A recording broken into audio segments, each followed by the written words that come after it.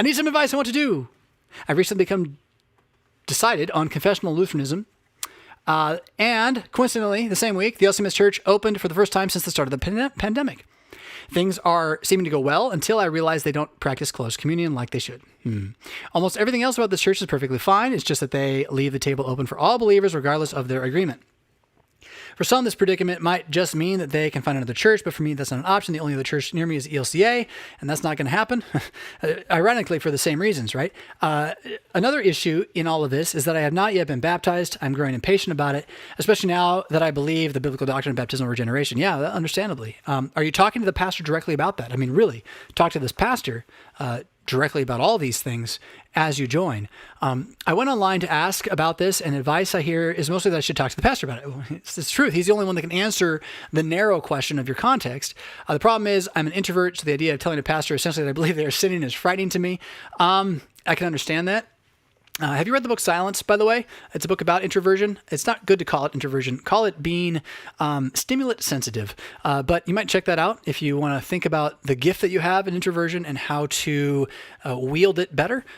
Anyway, I can understand what you're feeling. So my question is, should I stay to receive word and sacrament, especially baptism, or is this too grave, with two O's, of a doctrinal disagreement? Justin. It's pretty big.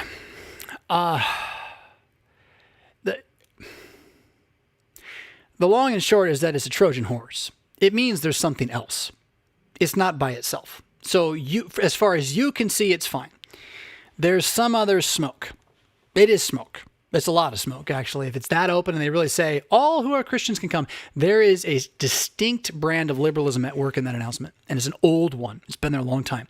So the liturgy doesn't necessarily prevent against this, but I still recommend talking to the pastor, because the pastor just might say, yeah, I really hate that thing, but I inherited it. And so it is what it is. And I can understand it this way. Here's how we're going to understand it together and why it is Lutheran if we say it this way, but we're going to work toward a better understanding of an actual fellowship practice at some point in the future. Well, then he needs you. He needs you desperately. Yeah. So, you don't know until you ask him. And that's kind of the key. But for me, I'm not joining a church with open communion. No way. No way. Next, they're going to be making me kneel and apologize for being white. I'm not kidding. That is the route. That is the route. Is it going to be in a week? I don't know. But you have let in already the very problem, which is the inability to distinguish between holy things and unholy things, between good things and evil things. Ah, goodness. I hope it's helped. Where you are, though, talk to that pastor first. Talk to that pastor first. And then come back, keep asking in here. I mean, you might have to, but I'd say do distance. Get in touch with an Orthodox congregation, get catechized over distance, have the pastor fly to you and baptize you if he has to. I mean, there's other ways. It can happen, right? But I would say do not align with close communion, because it's the seeds of its own destruction. I mean, you're joining only to have to leave later. That's all you're doing. And so I would really encourage you not to make that leap.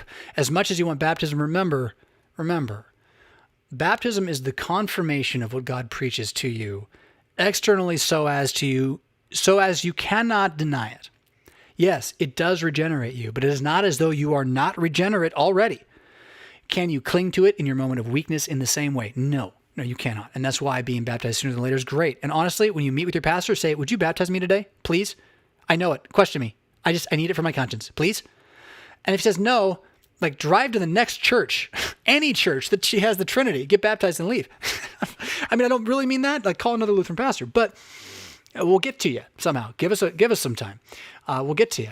But try by going to him first. We can't enable your not doing the normal thing, but we can't help you if after you've done the normal thing, it's not helping and you need more help. That we can do.